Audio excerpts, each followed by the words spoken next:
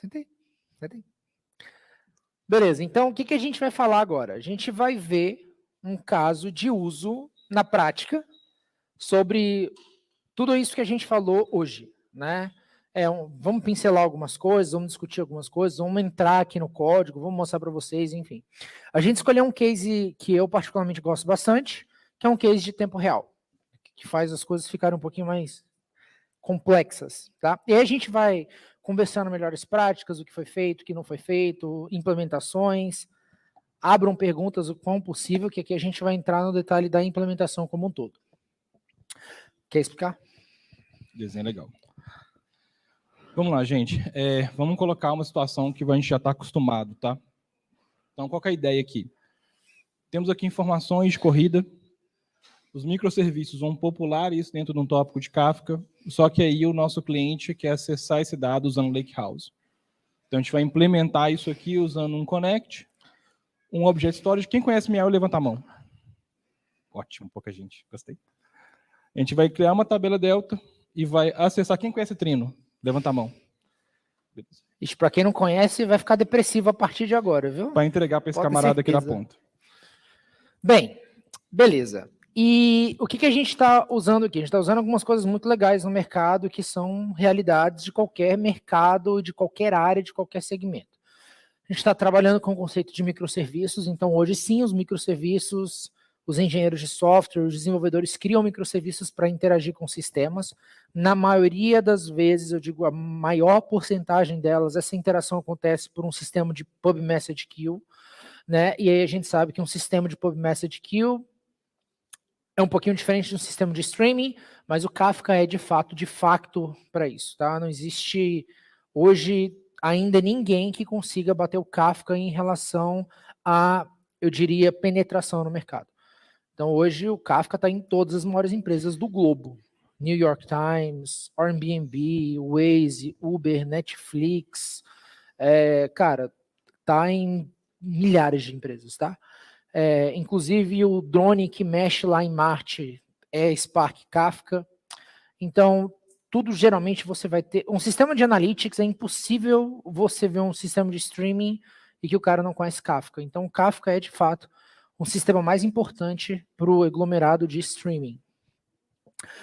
Bem, o que a gente faz aqui? A gente vai explicar um pouquinho do que a gente fez. Esse aqui é um caso real convertido para uma base de corridas, mas o organograma aqui, a gente tem isso em produção em vários clientes funcionando. Tá? Aqui a gente pegou um caso do Rides do Uber, então a gente vai ver corridas, então vai ver isso em tempo real, os microserviços vão gravar, você vai ver esse dado entrando no Kafka, a gente vai ver todo esse fluxo, é bem legal, interessantíssimo. E aí a gente grava essas informações, isso aqui é muito legal, né? Isso aqui é recente, existe um conector que grava hoje nativamente em Iceberg. Vocês sabiam disso? Tem um conector que grava nativamente em Iceberg. Sai do Kafka e já entra numa tabela Iceberg. E é difícil. Open source. Open source. Muito bom, Edilson. Valeu. Open source.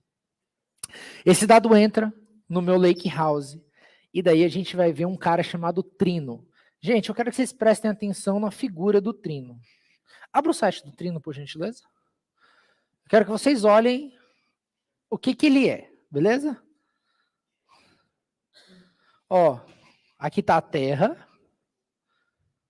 Isso aqui é um coelho com capacete de astronauta. Beleza? Eu quero que vocês lembrem disso. Volta lá. E aí a gente vai utilizar esse cara seguindo a mesma ideia do Netflix. O Netflix faz exatamente isso aqui que vocês estão vendo, tá? Então eles recebem sistemas de microserviço, eles têm dois Kafkas, um de entrada, um de saída. Essas informações são despejadas em batch e em tempo real dentro do Iceberg, dentro do S3 da Amazon, AWS S3, e aí a gente tem o Trino que pesquisa essas informações em petabyte scale e entrega para o usuário final. Então o Trino é o seu Data Warehousing, é o sistema onde você vai executar consultas dentro dele. Bem, o que é mais interessante? MinIO. O MinIO, ele é um storage open source que responde em protocolo S3.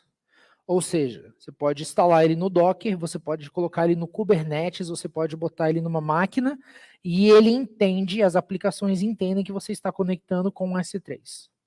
Tá? E a gente utiliza isso para, cara, quantos por cento dos nossos clientes? Todos usam, Todos. né? Todos. Todos para você dar aquela ideia de cross-cloud, ou seja, e também eu posso reaproveitar meu código uma vez só uso o código daquela forma de uma vez.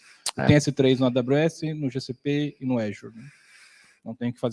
Não tenho que acessar um novo protocolo de acesso a storage para o meu pipeline toda vez que eu mudar de novo. Né? Como a gente faz, por exemplo, a gente utiliza open source Kubernetes e a gente provisiona um Min.io em cima do Kubernetes. E aí o Kubernetes pode estar em qualquer lugar e é gerenciado em qualquer nuvem. Assustem. Essa aplicação consome do Trino. Qual aplicação? O Trino consome do Iceberg. O cliente é o Trino. Você pode fazer. A ideia é que você pode dar para o seu poder de usuário para acessar o Trino, fazer query que ele quiser. Aí o Trino vai acessar qualquer coisa. Ou você pode dar para uma aplicação acessar o Trino. Ele vai ser um cara de exploração. Vai acessar qualquer coisa. Tá? E como que a gente faz isso? Né? A gente. Pode falar. Só explicando isso aqui rapidamente, eu não vou entrar no contexto do que é isso, por enquanto, tá? Só que isso aqui é um ambiente que ele é o mais próximo de produção que a gente entrega, em que você tem tudo gerenciado por um CD, tá? Que é o Argo CD. Então, para vocês terem uma ideia, porque a gente está falando que a única coisa que a gente vai mostrar nessa demonstração de local é só a aplicação produzindo, a gente tem poder de poder ver isso rodando, de resto, tudo dentro do Kubernetes. Então, eu tenho aqui Hive Metstock, a gente já falou dele um pouquinho, Kafka, Lens eu vou explicar amanhã, então vou passar rapidamente por Lens, não vou entrar nesse contexto. A gente tem banco de dados, a gente tem o Pinot e tem um Trino aqui embaixo. Tá? Então, só para vocês entenderem. Tá clica no Streamzy. Streamzy? No broker, só para eles verem que legal. Bota aqui nesse gráfico de rede de cima. Aí. O Argo CD, ele controla o estado das aplicações dentro do Kubernetes. Infelizmente, ele é open source. Tá?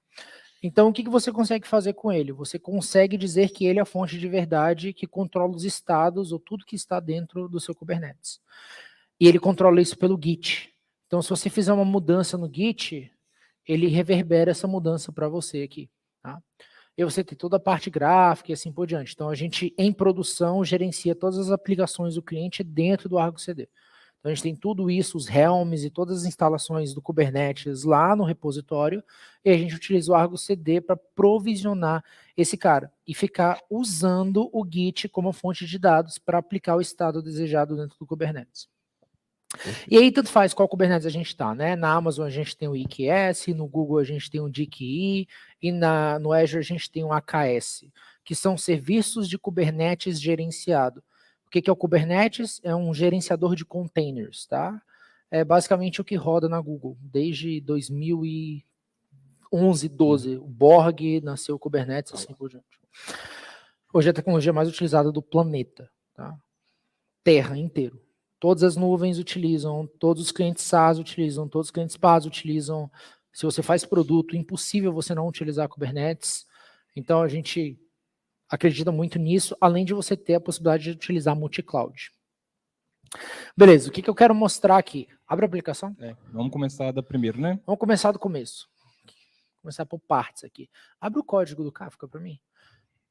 Bem, a gente tem uma aplicação que simula uma API. Então, o que essa aplicação vai fazer? Ela vai receber informações das corridas que estão acontecendo. Então, como se você estivesse utilizando literalmente o aplicativo da Uber, entrando aqui no aplicativo da Uber e requisitando uma corrida. Então, você vai entrar aqui e vai requisitar uma corrida. Tá? E basicamente o que a gente faz é receber algumas informações dessa corrida. Então, a gente recebe, por exemplo, isso é fato real, tá? Sobe aqui um pouquinho. User ID. Você não vai receber o nome do usuário. Você vai receber o ID desse usuário. Como você vai juntar esse dado depois é problema seu. Né? Não é problema meu, é problema seu. Né? Então, a gente precisa trafegar o mínimo possível de forma ágil. Então, é claro que eu não vou trazer o nome desse cara aqui, eu vou receber o ID. E lógico lá que na minha camada de entrega eu preciso ter uma tabela onde eu vou linkar esse ID. A gente tem coisas legais aqui também. Por exemplo, distância percorrida. Essa distância percorrida, ela é percorrida em milhas. Depois eu convertido em quilômetros. A gente tem o preço, que é dólar. A gente tem o surge multiplier. Isso aqui é legal. Esse é o nosso Dynamic Fair. Aquele quando ele identifica que existe muitas corridas numa região específica, ele aumenta o preço, tá? E a gente tem um tempo que isso aconteceu. Então, o que a gente tem? A gente tem um método que chama o Kafka para escrever, que produz o dado. Então, o Kafka é um carinha no meio, você tem um produtor que escreve e você tem um consumidor que consome. Então, a gente tem um produtor no Kafka. Abre esse cara. E realmente é muito difícil você produzir um dado dentro do Kafka. Vamos ver aqui o quão difícil é, tá? Diminui essa tela para mim aqui, Matheus. Então, o que a gente vai fazer? A gente está utilizando a biblioteca, aqui a gente está usando Python, então a gente está utilizando a biblioteca da Confluent Kafka, que é a biblioteca Python de utilização do Kafka. A gente está declarando uma classe que recebe um objeto e uma função. Essa função vai receber o quê? Ela vai ser um produtor de JSON, então aqui eu estou produzindo JSON, tá? Estou recebendo isso na API como JSON, estou passando isso para o Kafka como JSON. Então eu estou passando o broker, estou passando o nome do objeto e o tópico no qual eu vou escrever. E aqui eu estou carregando as informações do produtor. Isso aqui é muito importante para o Kafka, tá? Que eu não vou entrar em detalhe agora. E aqui embaixo, a gente vai fazer um loop em cima desse dado e vai produzir esse dado. Então, a gente vai produzir no tópico, a gente vai transformar esse dado e codificar em UTF-8 para enviar, e a gente vai ter um callback. O que é o callback? A resposta. Foi inserido? Não foi? O que aconteceu? Então, a gente tem uma resposta de volta desse cara. E eu vou inserir. Então, na prática, seria... Faz uma inserção para mim aí, Matheus. Vamos já colocar o job para rodar. Então, tá aqui. Então, o que a gente tem aqui? A gente está chamando essa API, que está fazendo requisição no serviço, e a gente tem aqui as informações sendo escritas nos offsets, nos tópicos, offsets específicos do Kafka, tá? O Matheus vai entrar em detalhe amanhã no Kafka, vai explicar a estrutura básica, enfim. Não se preocupem com isso agora. Mas isso aqui é uma besta. Depois, existe um mundo antes Kafka e depois Kafka, né? Depois você conhece Kafka, é difícil. Eu passei por isso. O Matheus passou por isso e assim por diante. Esse dado está sendo escrito no Kafka. Então, Matheus, dá um walkthrough aí no... Beleza. O que eu vou mostrar agora, eu peço que... Calma, eu vou explicar amanhã. Então, eu peço que vocês venham amanhã, que eu vou entrar em detalhe disso aqui. Só que isso aqui é uma ferramenta proprietária chamada Lenses, tá? Que ela trabalha com observabilidade, na verdade, experiência do usuário para Kafka. Então, a ideia, na verdade, é deixar mais fácil a interação entre o Kafka e o usuário, tá? O desenvolvedor. Então, a gente geralmente está usando ela aqui para mostrar como é que funciona. Nesse tópico, por exemplo, eu tenho agora 230 mil registros, né? Só que aí, se a gente pegar aqui, deixa eu pegar um live sample. Sim, ela faz select no tópico, não vou explicar isso agora, mas faço. A gente vê os tópicos entrando aqui e os dados sendo descarregados, tá? Mesmo esquema que o Luan explicou. Usuário, timestamp, onde o origem, destino, distância, o valor, se teve multiplicador, o ID dessa transação, qual o tipo, né? E qual o tipo de carro, se foi Uber, se foi Lyft. E outros serviços, né? Táxis, por aí vai. Beleza. Aqui o dado está entrando. Só que o que importa para a gente é esse cara aqui, ó, que eu vou mostrar que é difícil demais de configurar.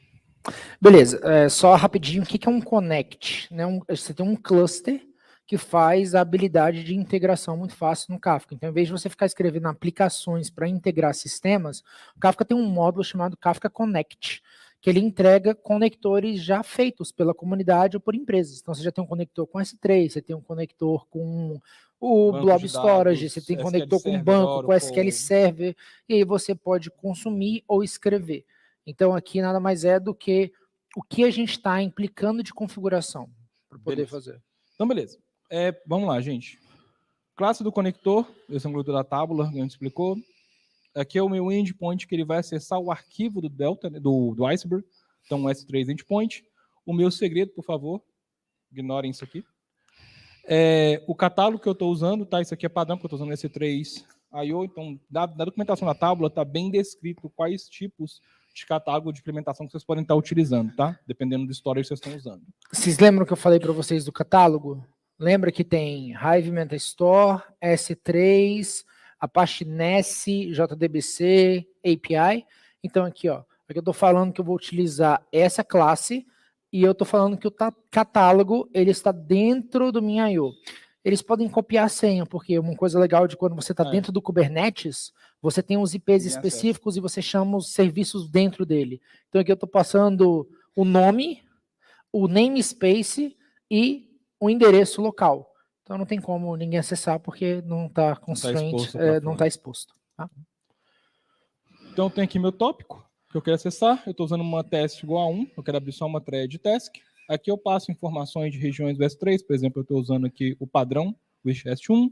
Eu estou usando aqui o protocolo Thrift para acessar o catálogo de MetaStore do S3, do Iceberg. Aqui, esses dois aqui eu não vou explicar agora, porque eu vou explicar isso amanhã, tá? Sobre o que converter, vale converter, então não vou entrar nesse detalhe agora. Qual tabela que eu estou usando do Iceberg? Eu criei uma tabela chamada Reads Events, que a gente vai chegar lá, calma, paciência. O nome do meu conector, o nome do meu catálogo de warehouse, que eu tenho que passar, tá? Por exemplo, aqui a gente está usando o S3, dentro da meu bucket MetaStore, eu tenho um warehouse, que é o meu catálogo de metadado, está lá dentro.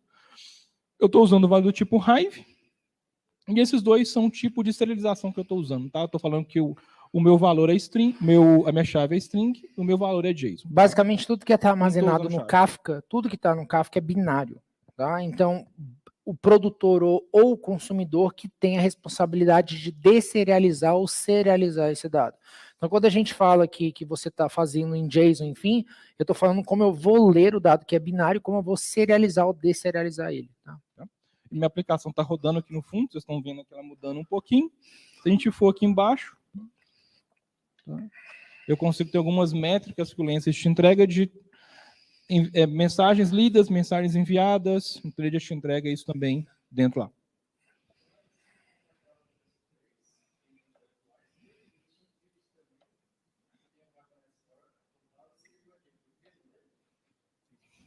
Para os outros serviços estarem disponíveis para ler. Ele faz com os dois, Ele escreve um metadado em um lugar e escreve o dado em outro. Eu vou mostrar aqui quando tiver lá nas 3, vai ficar mais claro. Que é agora, né? Isso, exatamente. Então, nós estamos fazendo um sync aqui, está funcionando, running. Se a gente for aqui agora no nosso S3... No nosso Data Lake. Nosso Data Lake dentro do Kubernetes, Object Store, dentro do S3, dentro do Kubernetes. Eu venho aqui em MetaStore, Warehouse, já tenho a minha pasta Rides Events, eu tenho data e metadata. Quer explicar um pouquinho esses dois casos? Quero, com certeza. Vai em data, e aí dá uma ordenação aí. Last modified, de novo. Ó, um minuto atrás. Beleza? Então, a parada tá rolando. E aqui, olha só que delícia, né? O que é isso aqui? Small files. Por quê? Streaming, isso vai acontecer. Não tem como você fugir disso. Como que a gente otimiza streaming dentro de uma tabela Iceberg? O que a gente usa? Alguém lembra? Avro. E qual o modo de escrita que a gente utiliza? Morcego. Aí, ó, viu? Pegou, mano. Não vai esquecer. Exatamente, morcegão. Eu tô falando pra você, o negócio é sucesso, galera, sucesso. Beleza, então a gente está escrevendo aqui constantemente. Matheus, faz um favor para mim. Faz o download desse parquet. Eu só não tenho, acho que o leitor de parquet aqui. Você tem o Visual Studio Code? Tem. Então pronto, pode baixar aí. Beleza, fechou. Clica no bichão aí. Mandando um Visual Studio Code. Agora a destreza.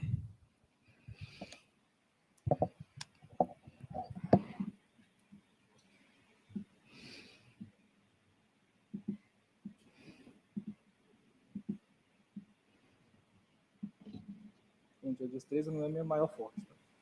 Já perceberam isso? Você viu?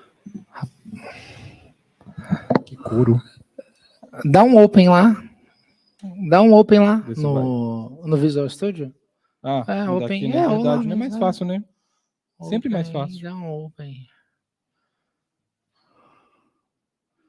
Não estou acostumado com essas coisas gráficas. Eu gosto da tela preta. Open. Vamos ver se ele vai abrir. Abriu. Tá aí. Bem, vai lá no fundo dele. Vai mais para lá. Mais para a direita. Ah, para o fundo do... Tá vendo que aqui é o dado.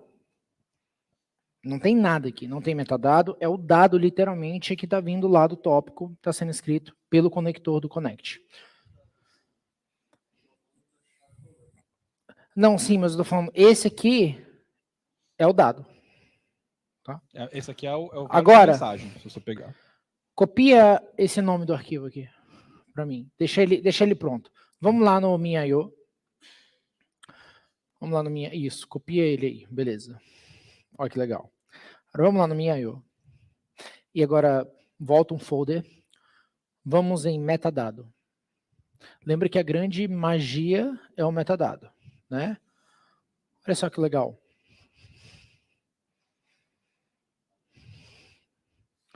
O que é mais interessante disso? Matheus, você especificou o Avro? Não, agora nenhuma.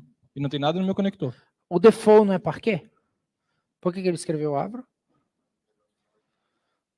Porque no conector feito pela tábula, que não me deixa mentir, eles já colocam um default de escrita Avro. Por quê? Porque Avro é o melhor para escrita de streaming.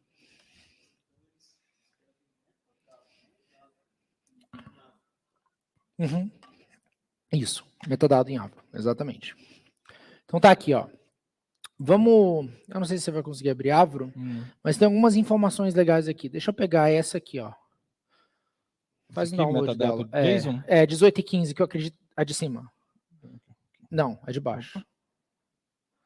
18 e 15. O que a gente tem aqui? 18 e 15? 3 arquivos. O snapshot, o arquivo de metadado e o Avro. Pega esse metadado, metadado.json aí. Faz o download dele. Agora abre ele lá no Visual Studio.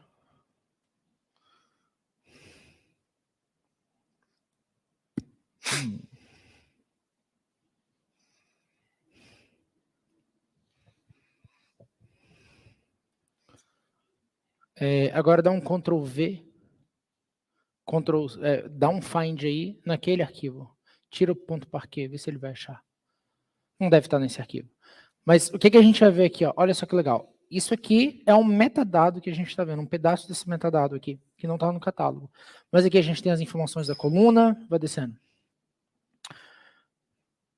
A gente tem informações de partições, a gente tem o formato de escrita, o snapshot, o manifesto que foi criado. Lembra um manifesto que diz exatamente quais são as informações de metadado que ele tem? Olha só que legal isso aqui. Ele tem um summary que te entrega a quantidade de registros adicionados naquela informação, então ele te dá uma extensibilidade do que está acontecendo no produtor. Te fala qual é o esquema, tá? Então aqui você tem um manifest list, outro manifest list. O que a gente tem mais aqui? Desce. Desce mais um pouquinho. List, manifest list, pode descer. Para cada coluna, né? A gente tem as informações específicas por cada coluna. Posição. Aí, beleza. Aqui a gente tem as informações do tempo e o snapshot que você tem. A granularidade de acesso a cada nível registro. Então você tem a cópia, não a cópia, mas o snapshot daquele dado caso ele seja mudado. Então aqui você tem o tempo que aconteceu, as inserções. E cada snapshot que foi gerado. Tá? Vai lá, desce, pode descer. E aqui a gente tem o arquivo de metadado. Então, se a gente for nesse arquivo, a gente consegue referenciar as informações de metadado que foram feitas daquele arquivo parquet que estava gravado, que é onde está o dado. Desce. Acho que aí acaba, tá? E aí você viu que para cada momento em que ele escreve, ele tem um arquivozinho de metadado, JSON, e ele guarda todas essas informações de métrica. Se você abrir esse arquivo, você abrir o arquivo do Delta, que você vai perceber que o Delta tem bem menos informações de metadado, tem muita, mas comparado ao Iceberg, tem menos. Tá? Bem menor, tá? Bem gritante a diferença, tá? Beleza. Agora a gente vai pro Trino. Só um detalhe importante antes de a gente ir pro Trino é que para mim fazer o sync dos dados que estão dentro do Kafka para o Iceberg, nesse caso aqui, eu tenho que declarar a tabela Iceberg antes, tá, gente? A gente não mostrou isso na ordem certa porque está criada já. Mas é criar a tabela primeiro, fazer o sync, e aí eu vou mostrar como é que cria a tabela aqui. Pode deixar, eu faço aqui. Trino, tá? Então, para quem não conhece o Trino, eu preciso mostrar para vocês, porque é um projeto que obrigatoriamente você tem que saber sobre ele, tá? Primeiro, é um engine de execução que roda um pouco rápida, tá? O que ele faz? Ele é um sistema de virtualização de dados. Então, o que você faz com ele? Ele é um engine de processamento, ele não tem nenhum armazenamento, ele processa dado em SQL, ANSI. Então, você pode escrever CTS, pode escrever o que você quiser. É open source e é utilizado em algumas empresas. Oi? Isso. O que acontece? Alguém já vai falar do Presto? Então, o Presto é um serviço de virtualização também. Na verdade, o Trino nada mais é do que um fork do Presto, num outro nível de license que foi feito e acelerado pela comunidade para ser mais neutro. Tá? É hoje onde as maiores empresas utilizam como data warehouse. Então, a própria AWS utiliza, Netflix utiliza, Quinto Andar tem um caso muito legal, a gente já conversou com eles. A Stripe, que tem o maior cluster do planeta de Pinot e de Trino. Mas o quê? Salesforce, LinkedIn, por aí vai, tá? O que ele faz? Esse cara, ele é, no mínimo, assustador. Você escreve uma query e ele vai na fonte de dados e descobre o que ele tem que fazer. Tá? E só para vocês terem uma ideia, na pior máquina que a gente tem aqui, que custa $170 no Azure, eu consigo ler 1 milhão de linhas por segundo, por nó. A pior máquina. 1 milhão de linhas por executor. Então, se eu tiver 10 executores, eu consigo ler no rate de quase 10 milhões de registros por segundo. Esse cara, ele é animal o que ele faz, tá? Realmente é um animal. E ele tem, obrigado, vou mostrar aqui os conectores.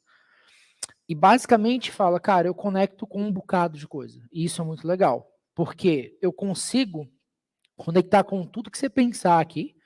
E o que é legal dessa engine? Ele consulta o dado na fonte da melhor forma que a fonte aguarda. Então, cada conector desse aqui é específico para a ferramenta, não é um conector genérico. Então, quando eles foram desenvolver o conector com Elasticsearch, eles foram utilizar predicados e queries de texto. Quando eles pesquisam o dado do SQL Server, eles vão lá e otimizam todo esse acesso. Quando ele vai no Oracle, e assim por diante, tá? Então tem várias fontes aqui, ClickHouse, assim por diante. E o que você consegue fazer com ele? Uma vez que você integra ele no catálogo dele, você consegue dar insert, update, delete, você consegue criar novas tabelas, você consegue fazer um bocado de coisa com SQL. Então, basicamente, você pode escrever seus pipelines inteiramente em SQL. Tá? E ele tem um conector com Iceberg. Né? E o que eu preciso para conectar com Iceberg? Desce aí. Requisitos. Olha lá. Acesso do coordenador e dos workers, porque é um sistema distribuído, coordenador, vários workers. Acesso a um Hive Metastore, ou um catálogo Glue, ou um JDBC, ou um REST, e agora é novo, um Nest Server. Tá? Então eu preciso ter isso. Lembra que eu falei para vocês lá no começo que a gente precisa o quê? Para operacionalizar Iceberg, a gente precisa de um catálogo. Tá? E aí a gente tem os arquivos que são suportados hoje. Ó. ORC e Parquet, que é o default. Beleza? Vamos agora, posso aderir ao mesmo? Qual é o... Está aqui para mim, obrigado. Vamos lá, então. Estou abrindo uma IDE de escolha. Nesse caso, a gente está utilizando o DataGrip. Tá. Eu queria mostrar o seguinte.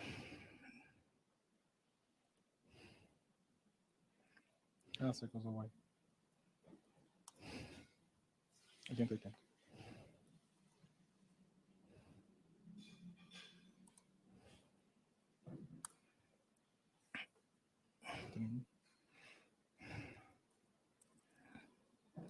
Ele tem uma UI que mostra o que está acontecendo nele. Consultas que estão sendo executadas, o que foi feito, o que terminou e assim por diante. Então aqui, por exemplo, você tem as informações de consulta que foram feitas, da onde veio, você tem todo o plano de execução, você tem todas as informações de timeline, de quanto ele leu, de quanto ele consultou e assim por diante. Então, aqui a gente consegue, por exemplo, saber o tempo de input time. Então, cara, eu demorei 988 milissegundos para varrer 120 mil registros.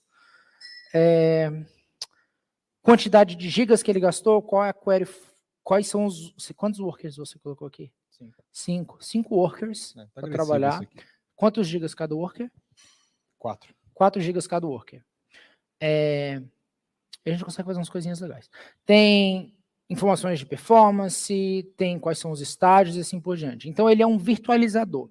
Ele consulta, traz o dado em memória, executa esse dado, faz a query e entrega o resultado para você. Tá? Então, você não tem movimentação ou cópia de dados. Ele é um virtualizador. Dito isso, vamos dar uma olhada nele. Tá? Então, o que a gente fez? Como o Matheus falou, antes a gente foi lá e criou a tabela. Então, tá aqui, ó. A gente criou a Rides Event.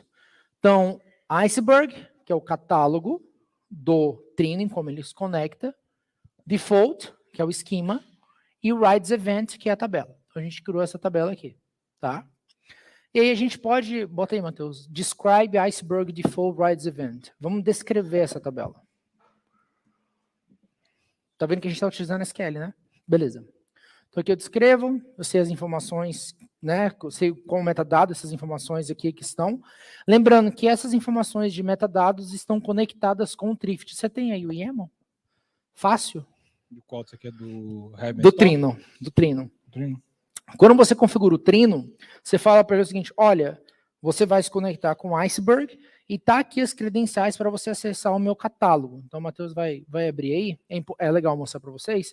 E esse catálogo literalmente está armazenando as informações de metadado dentro dele, as informações de catálogo que ele precisa toda vez que uma engine de processamento vai acessar. Aqui, ó. Então a gente fala, olha, eu tenho um catálogo Iceberg que se conecta com esse cara, o formato é Parquet, essas são as informações de acesso e me conecte com o Iceberg. Então é assim que eu consigo chamar lá Iceberg, tá? No Trino, volta. Então vejam que a gente está utilizando um microserviço que escreve no Kafka, que tem um connect que outputa esse dado em Iceberg, e agora a gente tem uma outra ferramenta de query em cima disso. Então a gente está utilizando múltiplas ferramentas para conectar num ponto só. Beleza, vamos ver se tem dado dentro desse cara? Dá um count aí. Tem 322.907. A gente está utilizando o load balancer na AWS e a gente levou quantos segundos? Sei lá quantos segundos a gente levou. 1 segundo. Beleza, dá um limite 10 aí nessa tabela para a gente ver se é verdade mesmo, se esse dado está lá dentro. Quer um limite 10? Você não quer que eu rodar ela toda, não? Não, tá de boa. Manda um 10 aí para mim. Eu tô feliz com 10. Tá bom, tá humilde hoje. Hein? Beleza. Então a gente tem as informações que entraram, tá, em cima dele. E aí a gente estava com 322.900 e alguma coisa, né? Dá um count para mim aí, Matheus. Vamos ver se esse cara já mudou. Alguém lembra do número? 322.907. Daqui 5 minutos a gente volta. Esse é o interval, aproximadamente 5 minutos. Ele pega esse dado, faz o flush do Kafka para dentro da tabela Iceberg diretamente. Daqui a pouco a gente volta aí. Já. Desce. Agora, olha só. Isso aqui é legal, deixa eu mostrar. Isso aqui é muito legal. O Trino faz uma coisa fantástica, que é entregar as informações de metadado por query. Então, o que você pode fazer com ele? Você pode chamar a tabela e dar $1 e você tem algumas informações. Olha só que legal isso aqui. Se você for nas propriedades, qual propriedade que eu tenho? Em qual formato eu estou escrevendo? Eu tenho um histórico desses eventos. Olha só que legal. O snapshot, qual é o atual? Tá vendo que eu não tenho um parent ID? Tá? Então eu estou falando quais são os snapshots que foram gerados. Eu tenho o snapshot por si, o manifesto, aonde esse manifesto está, caso você queira referenciar, e você tem um summary dessas estatísticas. Você tem acesso ao manifesto, realmente, que vai te adicionar as informações estatísticas, vai te adicionar... Olha que legal isso aqui. Isso aqui é muito legal.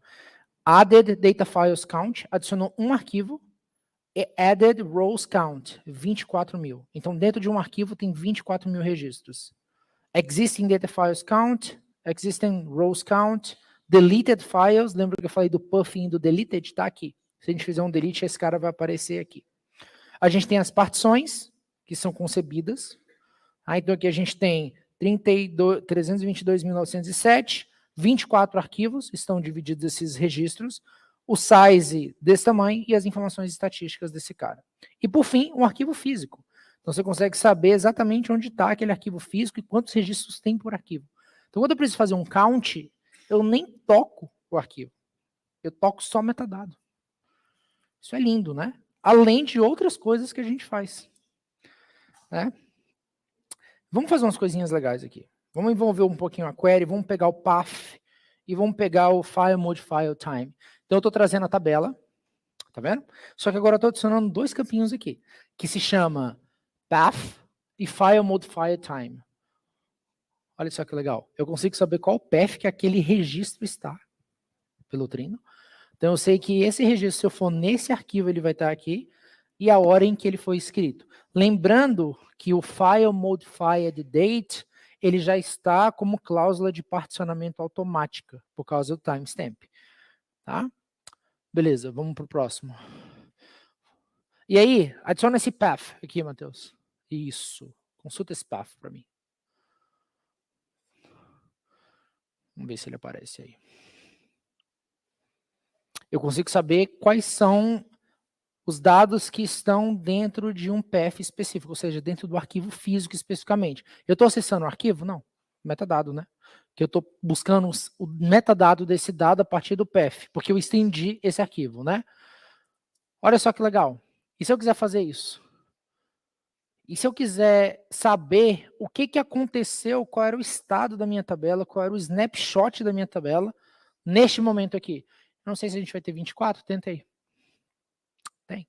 Esse era neste tempo, era exatamente essa visão que você tinha da tabela. Cara, isso é muito, muito legal. Né? State of art. Mas a gente pode fazer umas coisinhas legais também. Faz um grouping para mim aí. A gente vai trabalhar algumas queries. Tranquilo? Então a gente fez aqui query, demorou bastante, né? Lembra que a gente está consultando do Lakehouse em tempo real. Faz um count de novo aí. E por que o Trino ele é assustador? Porque dependendo da quantidade de catálogos que você tem, você navega em SQL em todos eles. Vamos dar uma olhada? Desce aí. Agora eu quero ver o que tem dentro do Kafka. E se eu falar para você que você faz inner join Kafka, left join Postgres, inner join Iceberg e escreve uma nova tabela? Você faz isso com ele. Então você consulta todas as suas bases, aplica lógicas e entrega esse dado do outro lado. Ele é bem agressivo. Aqui, ó. Tem as informações, eu estou lendo Kafka em tempo real. Mesma ferramenta, lendo do Kafka e lendo do Iceberg. Tá? Mas fica mais legal ainda. Então aqui a gente vai contar a quantidade de registros que tem no Kafka e aqui a gente vai contar quantos registros tem no Iceberg. 322.907. 322.907.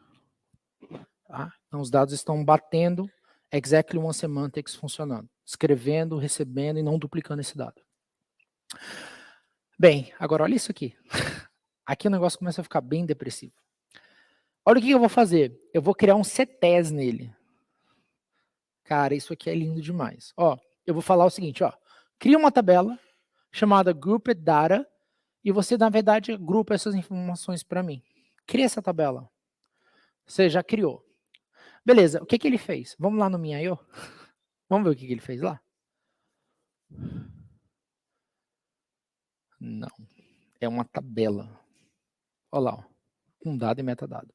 Você me deu um SQL e ele criou toda a estrutura de metadado e toda a informação do Iceberg para você, transparentemente. Tá? Então imagina o quanto é difícil envolver queries aqui e criar toda a sua camada. Tá? Outra, desce. Vou criar uma outra visualização. Tá? Iceberg writes per cab. De novo.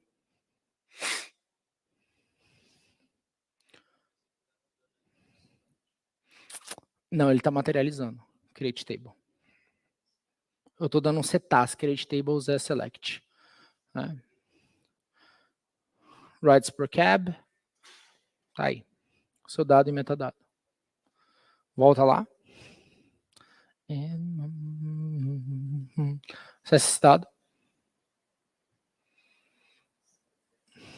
E você tem essa informação. Então, o que eu queria mostrar para vocês? O que a gente acha da extensibilidade que a gente tem hoje no mundo de analytics. Dá para, cara, fazer tanta coisa, tem tanta ferramenta legal. E a ideia é mostrar para vocês algumas possibilidades para que vocês saiam daqui, pensem, vá para casa, pesquisem, enfim. Tecnologias que definitivamente tem que estar no radar de vocês. Spark, Flink, Kafka, Trino, absolutamente, Iceberg, que a gente está vendo aqui, são tecnologias super importantes. E a minha mensagem final hoje aqui é: a gente consegue entregar todo esse processo open source. Todo ele. Fim a fim. Tá? Agora, como você vai fazer isso? Existem vários caminhos de como você pode percorrer isso. Mas o fato de você ter isso open source, ter as maiores ferramentas open source, te dá a possibilidade de você experimentar muito facilmente. Tá? Então, eu sempre recomendo, se vocês estão entrando no mundo de conhecer novas ferramentas, de implementar novos processos, sempre tentem fazer a sua pesquisa para entender qual ferramenta vai alinhar muito bem para a sua necessidade. Porque, por exemplo, isso aqui é fantástico para quem é um engenheiro de dados, que é um analista de dados, por exemplo, que quer ter poder para desenvolver query. Isso é maravilhoso. Mas já não é muito bom para um cara que, por exemplo, que vai consumir dashboard. Talvez ele já vai querer o dashboard pronto. Então a gente vai ter várias ferramentas para entregar. E como eu falei lá na primeira sessão hoje do dia, eu falei para você que na hora que você entrega esse dado, existem várias formas de você entregar. Tá? E cada um deles vai ter normalmente um viés ou uma persona específica que vai receber esse dado. Uma coisa? Não, é só complementar só um pouquinho do que você falou. Acho que faz todo sentido a gente experimentar, testar, ver isso aqui funcionando. A ideia, gente, se vocês pararem para pensar, a gente está lendo arquivo numa velocidade muito alta, com pouco recurso computacional e de maneira simples. Né? O esforço está sendo reduzido para a gente fazer somente um select, create table aqui com select, e você pode ler o arquivo numa velocidade absurda. De novo, com pouco recurso computacional. Então, a ideia é tornar fácil essa jornada, e eu espero todos aqui amanhã também, não posso deixar isso claro, porque amanhã a gente vai dar também. Então, o que a gente fez hoje? A gente passou o dia todo falando de Lakehouse. Acho que vocês conseguiram tirar alguns insights, algumas coisas legais. A gente vai publicar esse conteúdo para vocês. Amanhã a gente tem um dia inteiro de Data Mesh, onde o Matheus, o Vitor, cara, tem uma galera que vai mostrar desde o conceito, vai mostrar ferramentas, vai mostrar algumas coisas bem legais, vai falar de como você integra isso e, principal, vai te dar a visão um pouco mais, tanto holística quanto mais deep dive em como você implementa. Inclusive, o Matheus tem uma demo que ninguém viu até agora, inclusive nem eu, que eu só olhei o código de leves e tá muito legal. Ele vai mostrar para vocês um caso real de Data Mesh. Então, isso é uma coisa que você não vai ver, cara, em nenhum lugar. Sinceramente, eu não conheço, tá? Então, acho que definitivamente é a chamada para vocês estarem amanhã aqui. Queria agradecer a todo mundo, a organização, vocês que ficaram aqui, já são 6h42. Muito obrigado. Tragam os notebooks que quiser participar. Tragam os notebooks. Coisa prática mesmo. Vocês fazendo, não eu.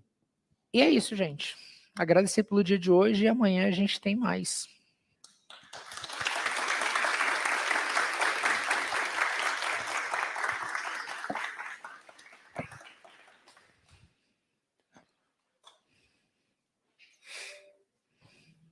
Antes da gente encerrar, vou deixar um recadinho aí para todos, tanto online quanto presencial, pessoal. Vou pedir para vocês que respondam a nossa pesquisa de satisfação.